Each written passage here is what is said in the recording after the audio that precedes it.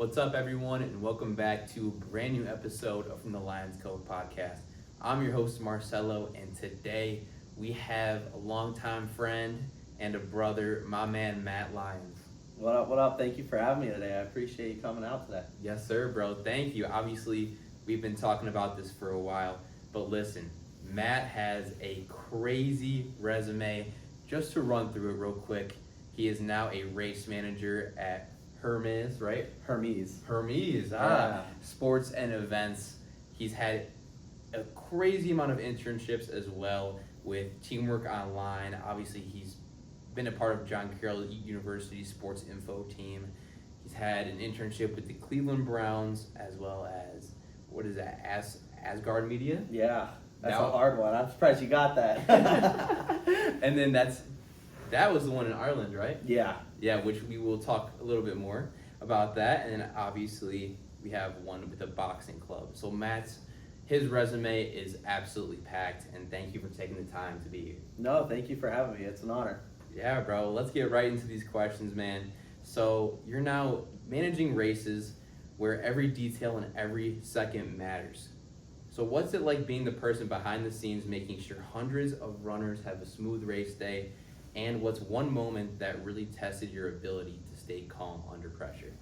Yeah, I mean, you think of it too, just kind of seeing races and you see stuff online. And, I never really grew up with a running experience until I got in this job. So that was kind of a little bit of a pivot for me, but just for me to continue to grow and to develop and kind of realize those little things that you need to do and making sure people are happy, okay, is there enough shirts? Is there enough medals? Do you have a permit to be on the grounds? Do you need police to block off? So making sure kind of all of that stuff is, ready to go. And there's been definitely a lot of awesome awards. I mean, you see people complete 5Ks and, they lift their arms up, breaking personal records, and hearing people say literally this is their first 5K ever and they win the whole race. So that's the awesome side of it. But, like you said, sometimes there's times you get challenged. And just a little less than a month ago, I had a race. I'm talking with the police at the county department, and they're like, hey, we don't know if we can have this thing. And, it's about staying calm and realizing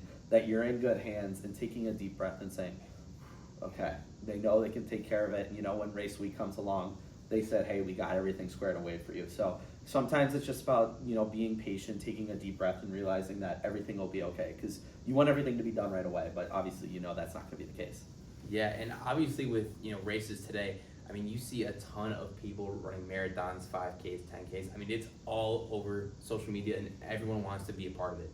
Yeah, for sure. I mean, I have learned that the running community in Cleveland is very strong. Kind of taking this job out of the rip, I had no clue. And, learning people's names. You see people that run your races every single week, and, they know you.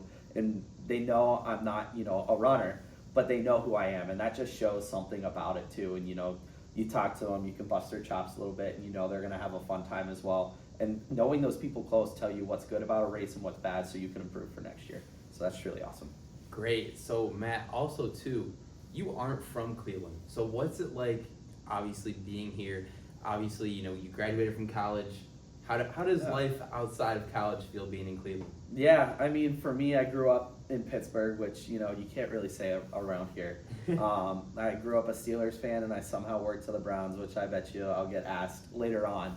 But, I think, just like I said, the running community has blessed me. But, I graduated from John Carroll. I graduated with, a lot of people that I call friends, brothers, obviously, and that stuff. So I've been treated as one of their own. Yes, I still root for my Pittsburgh sports teams, but, Cleveland is a second home to me. It's taking care of me very well, and I'm still getting used to the Cleveland winters. It's a little bit different, but we'll get there. Yeah. Cleveland winters are absolutely no joke, especially with that lake effect. Yeah. It's freezing. But during your time at JCU, you were honored with the Chris Wensler Student Assistant Award. Yeah. So that was named after someone who left a lasting mark on John Carroll and his sports community. When you found out you won that award that carries his name, what was going through your mind, and how does it feel knowing that you're a part of that legacy? Yeah, I just think it's weird. I mean, you think of my time when I was 16 years old and I didn't know what I wanted to do. My brother went to Duquesne, which is a big college in Pittsburgh, and I just said I want to go to Dayton. I went to this big high school in Western Pennsylvania that was actually bigger than Carroll. I just kind of wanted to blend in. and my dad got inducted into the Hall of Fame at Carroll. He was a Hall of Fame goalie here, Really? as well as a third baseman. So that's kind of how I knew about this place growing up. My mom also was heavily involved here as well. They're a Carroll couple, so Yeah. I've been up here a couple times. And when my dad got inducted into the Hall of Fame, I met Chris for the first time, and I had no clue about anything going on. And he was battling cancer for the second time in his life, and he was the MC, and there was not a possibility that he was even going to be the MC. And my dad went up there and said his speech, and he walked off. And a couple minutes later, Chris got surprised into the Hall of Fame in the same class as my dad. And he had no speech. He was battling cancer, and he gave one of the best speeches ever. I mean, I didn't even know the guy, and I was shedding tears. And I realized what this family community meant. And John Carroll, I kind of considered it going to college. So it really, Chris was the first person to open my book to John Carroll, and all the memories I made in between, I have no regrets. But what's cool is that after I graduated, I found out about this award. So Chris, although I never met him during my time at John Carroll, he opened my book to John Carroll, but at the same time, he closed it too. So that's something really cool. That is absolutely beautiful, Matt. Yeah. So what has your time at Carroll meant to you? Obviously, you've been a part of so many different communities, groups. What does it all mean to you? I mean, you think of college. Everyone says it's the best 4 years of your life. I always say that. Never make it a little less, a little more. And I've had one of the most insane, crazy rides of college I think you could ever have. I feel like I lived a very successful college career. So, but at the end of the day, you got to give credit to John Carroll. John Carroll would have never been able, if I went to other schools, I don't think I would be able to do what I did. If I went to other schools, I would have blended in and hid behind the rug. And you know this too as a John Carroll alum, is that John Carroll's going to make you show out and show your true colors, to be your true self, to make you grow into the potential that you have. And it truly has been a blessing being a Blue Streak, so I'm honored.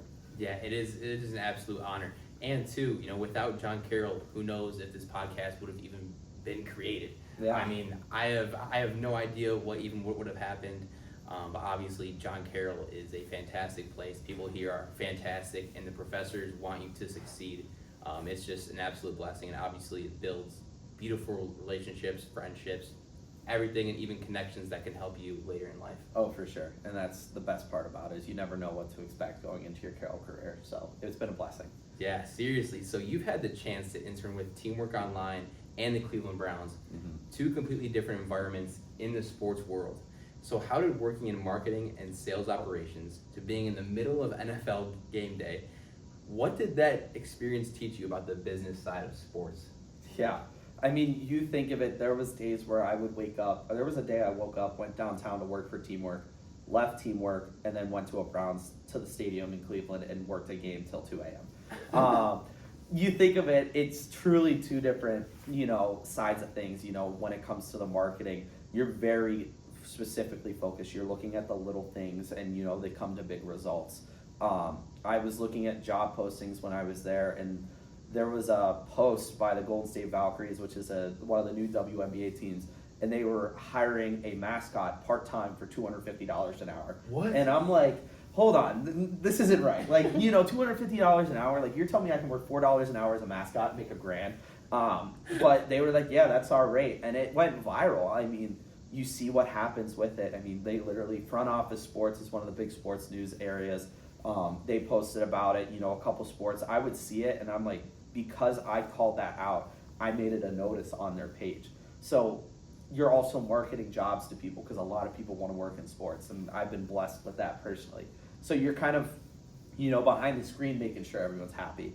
But then you go to the Browns, and it's the complete opposite. You're dealing with media, people from the Associated Press to Cleveland Browns beat reporters to professional athletes getting drafted in the NFL to, players and veterans that have been in the league for decades. I was in an era of working with the Browns that was truly incredible to me. Growing up a Steelers fan, I still remember this. I call it the snow globe game when the Browns played the Steelers on Thursday night. It was just, I watched the game in a snow globe, and I know the Steelers lost, but probably the favorite game I ever watched in my life, just because I didn't care what was happening in the game. I just cared just watching the field. And, working with athletes, they start to, the news reporters, the athletes start to recognize who you are down the road. they start to recognize your face and draw a name to it, and you really think there's no way they're going to know who I am. I'm a game day intern, and guess what? You're wrong. They truly do, and it was really cool. Wow. So do you have any favorite memories or other stories that you would like to share from your time? I mean, there's a lot. I mean, being in locker rooms after games, I work closer with the away team a lot more. Really? And yeah. That's actually really surprising. Yeah, so sometimes, when you play a team on the West Coast, you don't, working as game day, you're just getting quotes for the Browns to release, especially to the full-time staff knows them more. But there are times where I would go into the Browns locker room, but given the season in 2024, the Browns weren't the best team at the time. So, you're in the locker room, and I think, seeing guys like, from Joe Burrow blasting music after a big win against the Browns. I mean, Jets, Vikings, I can name a bunch of other teams too, and just remember those. And you got to transcribe quotes after the game while hearing blaring music. It was truly a challenge. And one of my favorite memories was when I got offered through the Browns to work with the Columbus Crew, because they're under the Haslam family. And Inter Miami played the Columbus Crew in Cleveland, and they put me on the field and monitored photographers, because the MLS has strict rules that we could spend the next 20 minutes on this podcast doing, and I'm not doing that to you guys. But I just had to stand there and make sure they follow rules. And pretty much that means I was on a corner, and I got to pick my corner, and I knew that Messi was going to be playing, and I know he plays, on what side he'll play on. So I picked a corner he could be on, maybe to just, be like 10 feet away from him. And I just remember Suarez taking a shot, and the goalie for the Crew saves it, and the ball takes a two-hopper. I just take it off my chest, and I hold it in my hand. And I just look out, seeing if there's like a ball boy, just to give the ball to him. And I just look onto the field for half a second, and Messi just points to me as he's going to go take the corner and says, "Here, throw me the ball." And I'm like, oh, okay. So literally shaking, I throw the ball to him. I thankfully threw it pretty good to him. It was just a one bouncer that he caught. And then he will never remember this, but I still remember that to the rest of my life. And I still get chills thinking about it. And you never know who you're going to run into. And you just use your network and use your connections. And one of the best stories I think I ever had working with the Crew and in the Browns too. Another one, I'll say one more because I could keep going. After getting drafted by the Browns, someone that was in Green Bay would call the Browns office, and I would be the one that would introduce the athlete that got drafted to, the Browns media room. So, they pick up the phone, and I'm like, "Hey, Quinshon Judkins, my name's Matt with the Cleveland Browns. congratulations on getting drafted. The media's here to address." And, they're like, "Whoa, thank you so much." And I mean, I can keep going. Mason Graham was in that same boat. Carson's in that same boat. I don't call them by their last names. I call them what they always called them too. And, we were on day 3 thinking, "Oh, it's not going to be anyone else important that we're going to need to call." And then they draft Shedeur Sanders. It's like, crap, we got to get him on the phone. So having little conversations too, and just being like, "Hey, congratulations on the Browns. I've got to meet cool people. They're not going to remember who I am, but I will remember those for the rest of my life." So that's something that's really cool. Matt, you have incredible stories. That is absolutely unreal. Yeah. From literally going to Shedeur to Messi to Joe Burrow. I mean, that is absolutely awesome. And you had some crazy experiences. Yeah. Wow. So, obviously, speaking of the Browns, what was that experience like the first time you were in there surrounded by the players and media? Obviously, I know, it's a whole different ballgame compared to here at John Carroll or even in high school. Yeah. I mean, going from a high school to, not really being involved in the high school football programs, but D3 level, you can go up to the offensive coordinator and be like, "I need this player, and this player for a quote," and they're like, "Done. Give it to you in a heartbeat." Versus the NFL, they know these questions are coming, and the reporters all file in, and you just see a locker room of guys that are 6 inches taller than you and have 150 pounds of muscle on you, and you're like, "Holy crap." Oh wait, my job is to also record, quotes and get stuff like that. So I think it's just a surreal experience to realize too that these are humans too, that this is their job, and the mental health and professional athletes kind of made me realize these guys, yes, they get bombarded with quotes, but they're just like me. They're doing their job. They're getting paid, working their rear ends off day in, day out to make their organization proud, their fans proud. I think it was more wholesome for me versus being the fandom and being like, "Whoa, I am here right now." I think that was just something cool that I experienced growing with the Browns. Wow. Yeah. What's crazy is that I had a professional basketball player on this podcast probably like 2 weeks ago. Wow. And the one thing that he told me from playing, overseas, from being friends with these athletes that are making over 100 million plus, he said, listen, like, we are all human. Like, he has disagreements with them. They make jokes and things like that. I mean, it's crazy how they are just like us, but we don't see that. Yeah. Like, even like on the media, they're on the media all the time. They're on the TV. They have all this fame. So it's like, we don't see that, but at the end of the day, we are just like them. Yeah, and that's the best part about it too, is that when people are like, oh, how did it feel to work for the Browns? And I'm like, it is what it is. It's my job. I mean, people work for banks and, they use them as their banking company. People are doctors, and then whenever it comes to, when they need to get, prescriptions and stuff like that, they use their own doctors. I just kind of think of that the same way. And a lot of people just can't read that perspective. But at the end of the day, it's a job, not being a fan. So yeah, and too, I'm sure there's people out there that see the work that you're doing, and they even look up to you. Yeah. Like, you might not even know it, but I'm sure there's people out there that see the work that you're doing, or see the work that someone else is doing, and they might be trying to do the things that you're doing, idolizing you. It's weird to think that. I mean, if people do idolize me, I appreciate it. I'll gladly have a chat with someone about it. It truly is like, full circle, because, you look up to people and they help you out. I'd be willing to do the same. I think that's just the way the sports industry works. Any industry works. If you ever, I think people realize that. Don't be afraid to reach out. Throwing a Hail Mary, sometimes you can, complete the pass. So just going out there and just being like, hey, I just want to talk to you. Yeah, seriously. And guess what? I'm sure there's so many people out there that are willing to give you their time of day. I mean, you have absolutely no idea. Obviously, as this podcast grows and as I get older, my goal is to eventually, reach out to larger audiences, larger people, and, different aspects of life, sports, everything. So you just got to find the right moment, right time, and boom, everything's going to fall in place from there. Yeah, 100% agree with that mentality. So you've worked across many areas of sports, PR, marketing, everything. So what's something you've learned from behind the scenes that people on the outside, fans, students, even young professionals, might not even realize about what it takes? I think what really hits me is that I want to be a perfectionist. I want everything to be perfect. But what people forget is that if you're a fan, if you're a runner, if you're a supporter, you're not going to realize those little mistakes.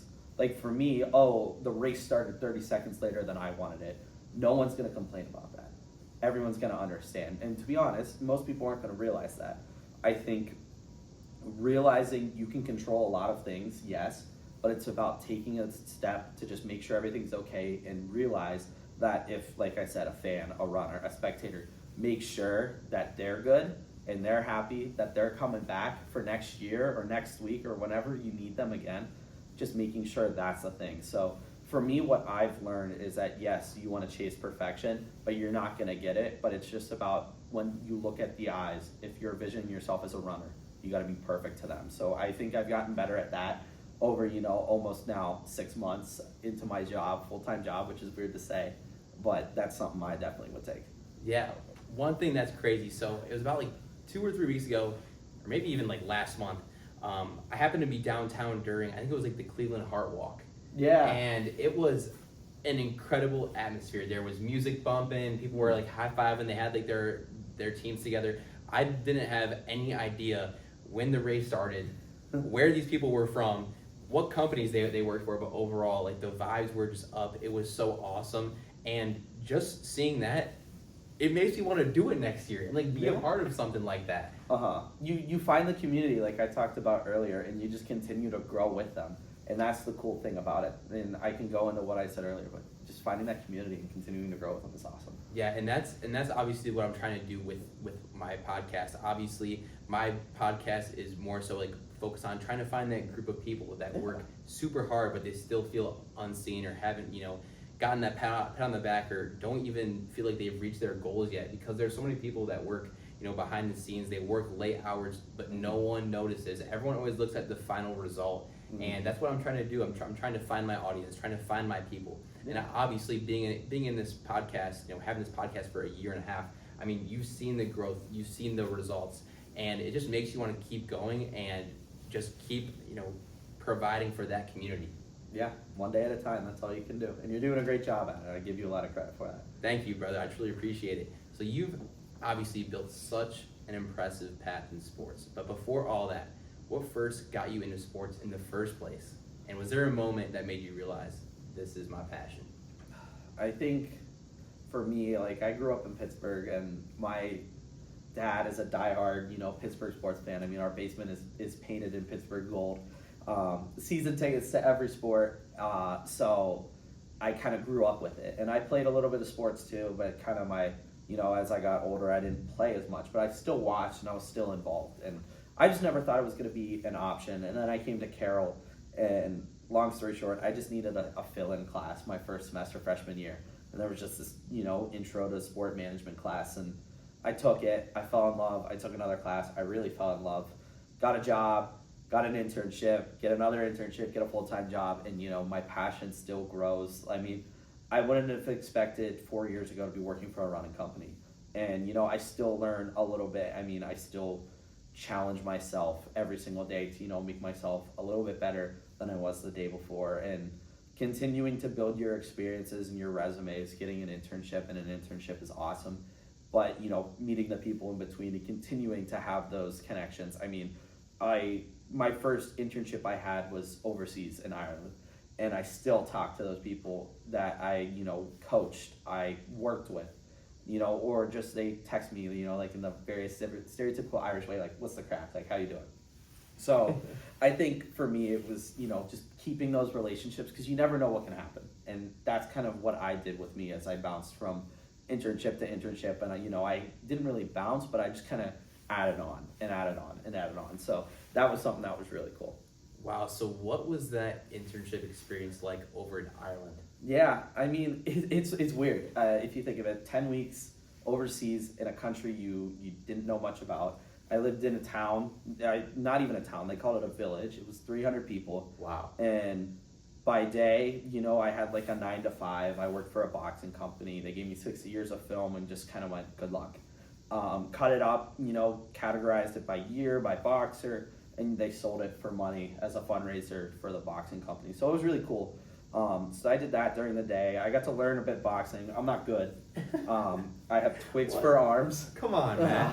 And they put me in the ring against a guy that was, 16, I think he was 17 years old, and I just got destroyed. Like, I stood no chance. Wait, hold on. Yeah. So you actually were in like a boxing match? It was like a scrimmage. Like, it was a guy at the boxing club that I worked in. But, like, he was like, dude, you're going to train with me. And I'm like, I'm going to get destroyed. But sure. I wasn't good. I kind of just did it, when I was bored to just keep myself busy. But I at night, too, the big sport over in Ireland is called Gaelic football, and hurling, and camogie is the women's version of hurling. So I would, go to games, go to practices. I, record on this bougie camera that was thousands of dollars, cut the film in the morning, and then go to practice and kind of like go over film with the players. And kind of it was hard at first. I mean, you think of it, I didn't know what Gaelic football was before I landed. I saw an internship in Ireland, I applied, and I got it. And landing there and being told you have to learn a sport in 3 hours, and then in a day you got to teach it to the guys. And it is a really cool sport. And if I were to be an athlete in my second life, I'd choose Gaelic football, because you can take the strengths from that sport and continue to spread it into any other sport. And that's just the cool thing about it for me. So I think my experience in Ireland was amazing, not because of how much I learned in sports, but also how to live as a person individually. Like, you live in a country on your own.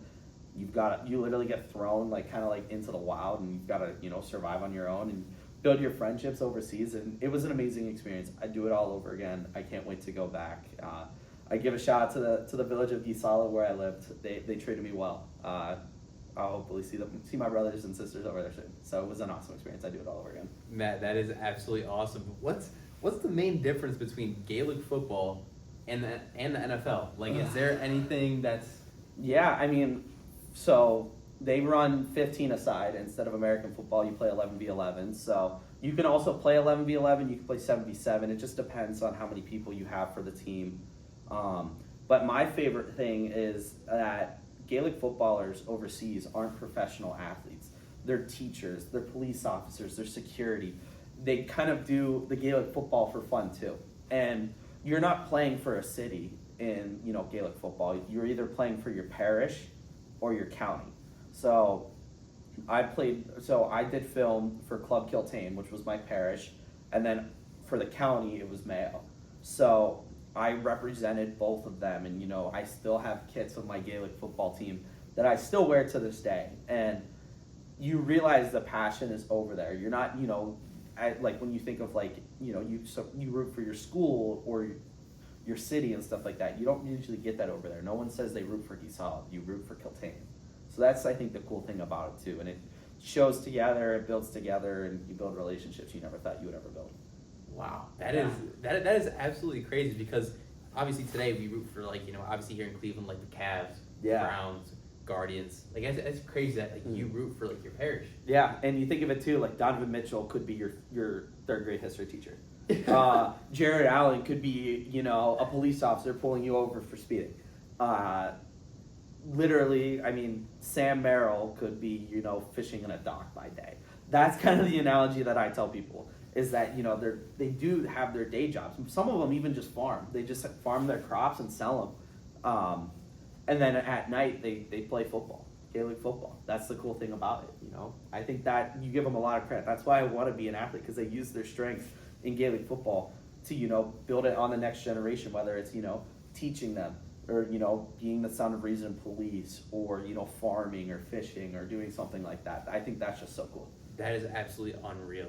So this is what the show is all about. It's about the grind, chasing something big when no one's watching. You've put in the work to get to where you are. So what's that grind been like for you, trying to break into sports, make connections, and prove yourself when there's no guarantee that it'll all pay off?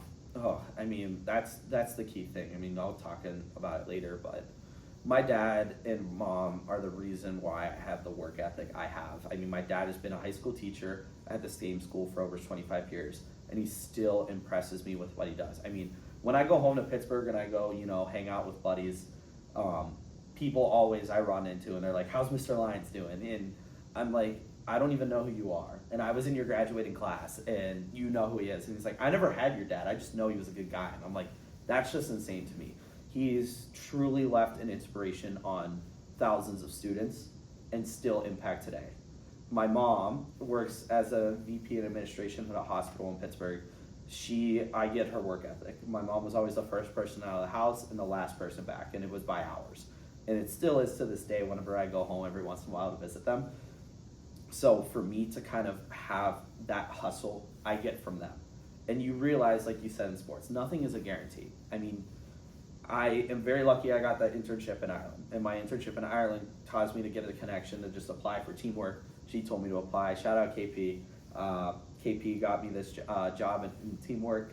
I knew someone that was at the Browns that was just a neighbor of someone that worked there. That's how I applied for them for a game day position. And, you know, whenever it came to full-time jobs, I didn't know where I wanted to be. I used my network at Teamwork. I used my network from John Carroll, the Browns, and just applied to over 100 jobs. I still can't believe I did that. 100 jobs, full-time, graduate assistants, and I'm truly blessed with what I've done, because not only did I get multiple interviews, I got multiple job offers. So it truly showed that my hard work paid off.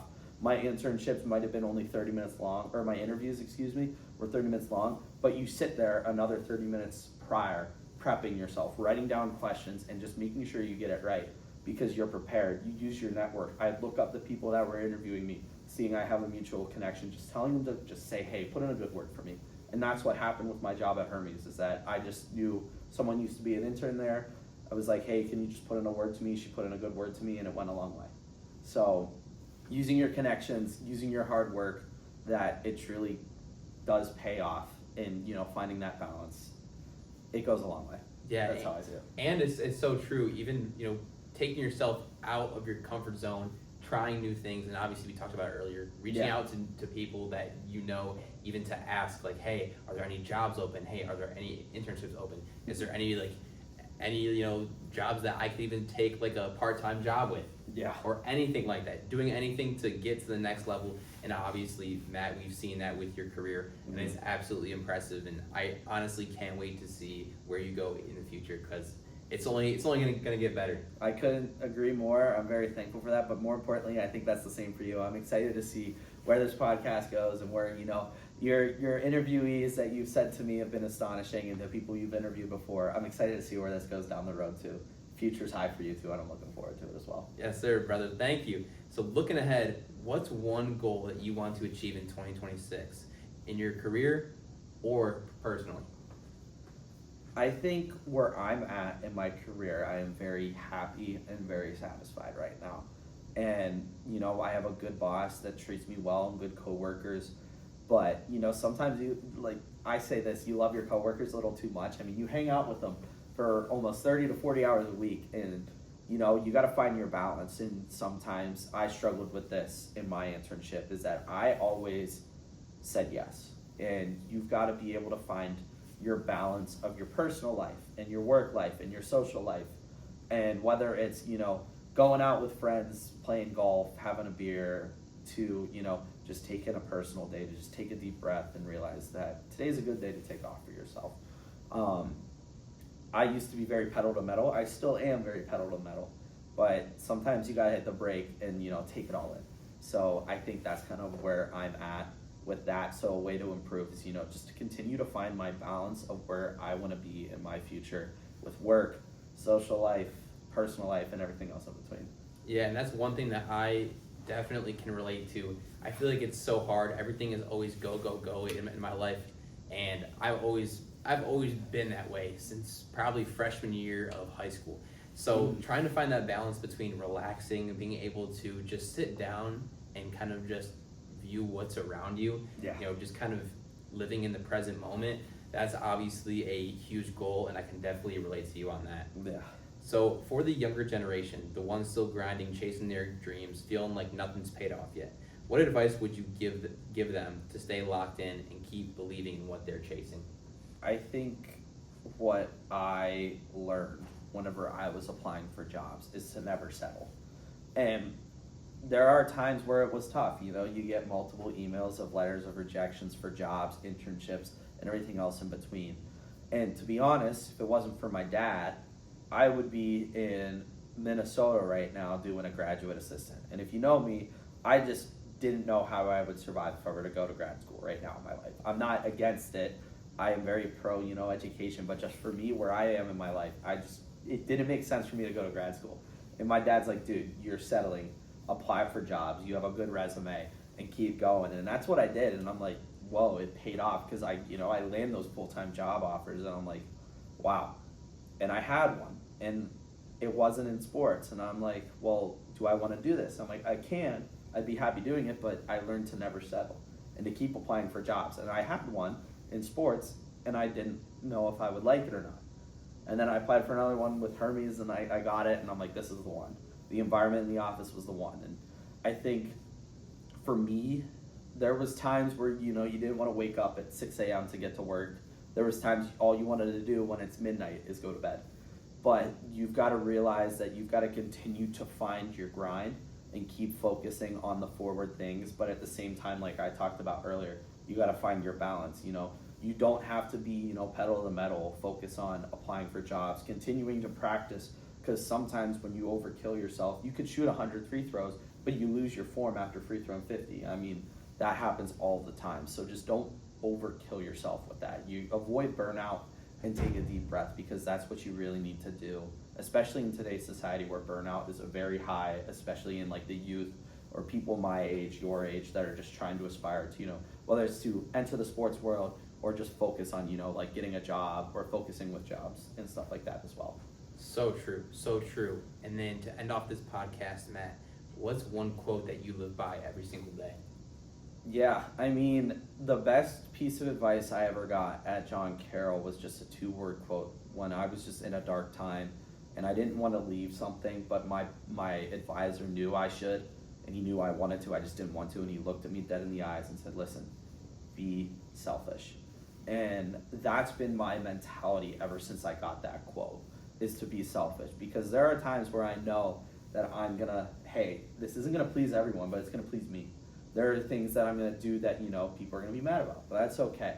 Because at the end of the day, I know what's best for me, and everything, you know, focusing on the future. And if it's not the best decision for the future, how can it be the best decision for me, and how can I fix that? So I think that's good for a piece of advice too. I kind of wanted to save that to the end for, you know, the younger generation, because I didn't realize with my jobs and stuff like that, I knew this was the best one for me, because I wanted to be selfish with what I wanted. So I kind of think of that as the best piece of advice I can give to anyone that's aspiring for sports, but also in real life as well. Because whether you're on the athletic side, you know, the medical training side, or the sports administration side, like I've hit, being selfish goes a long way in the sports world or the non-sports world too. So that's kind of my piece of advice I would give to anyone that's aspiring. Yeah, and Matt, that's honestly a very interesting quote, because I never thought about it like that. For example, I feel like at times, I mean, I can even like relate to this from high school to college. I feel like at times I've always said yes to things. I've always done things for other people. Like looking back, I feel like, wow, like I really could have used that day to relax. Yeah. You know, calm down my, you know, mental health, relax, reorganize, get ready for the next day. But instead, you know, I'm doing like something else, which is obviously nice. But I feel like at times too, like this is your life, and really, if like when opportunities come and when they present themselves, you know, it's really upon you. No one else is going to do it for you beside yourself. Yeah, I mean, you and I are both people pleasers, and it's still hard for me to say no sometimes, but I know the best answer is no. But you gotta just, you know, take a deep breath and, you know, go with your heart, because at the end of the day, people want what's best for you as well. So they completely get it. I mean, it's hard to tell people no, but they get it at the end of the day, because they know you're doing it that's best for you. So that's a piece of advice I can give to you or anyone else too, and I think that truly goes a long way. Yeah, that is absolutely awesome, and obviously a great perspective on life. Matt, thank you so much for being here and obviously doing this podcast. It's an absolute blessing, and to even look through your resume, your journey, obviously you're going to provide hope and obviously an inspiration to so many young people out there that are looking to pursue even career or even a career in sports. So thank you very much. No, thank you. It's an honor being on here, and don't be afraid, you know, reach out or say anything like that. You got a good host here as well, so you got to count your blessings there. Give yourself your flowers. You've done a very incredible job, not just with me, but with all of your guests that you've had that have been aired or, you know, waiting to air too. So that's truly awesome for you. I give you a lot of kudos, and I'm looking forward to your success in the future as well. Yes, sir. Thank you, brother. Well, that'll do it. Make sure you like, comment, sub, share with friends and family. And don't forget to use code Lyons Cove. Episodes Tuesdays at noon, and we'll see you. Peace. Thank you.